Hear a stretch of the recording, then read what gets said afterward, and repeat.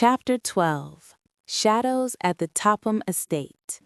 Nancy began Chapter 12 with Abigail Rowan's warning echoing in her thoughts. Someone was after the clock. Someone determined. Someone watching. But Nancy Drew wasn't about to let fear slow her down. If anything, the danger only sharpened her focus. She now had Crowley's papers, the brass key, and a clearer sense of where to look next. Her investigation led her toward the Topham estate, a grand but cold mansion perched on a hill. The Tophams had inherited Crowley's fortune, and their arrogance was well known throughout River Heights. Nancy suspected they knew more than they admitted, especially about the old clock Crowley had once kept in their home. When Nancy arrived, she was greeted with thin smiles and sharper eyes. The Tophams were polite enough, but their impatience showed through every clipped word.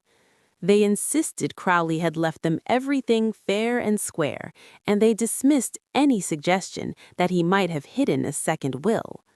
But as Nancy looked around the room, she noticed something odd.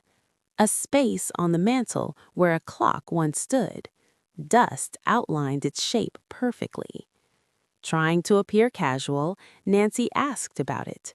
The Tophams exchanged uneasy glances before explaining that the clock had gone missing weeks earlier.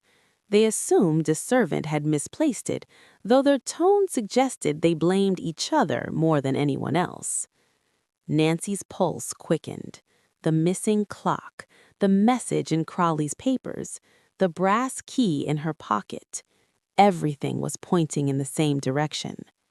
As Nancy left the estate, Nancy paused at the top of the driveway. A figure stood near the trees, still, silent, watching. The same shadowy presence that had followed her for days. But this time, the figure didn't hide. They stepped back into the woods with deliberate calm, as if reminding her they were always one step behind.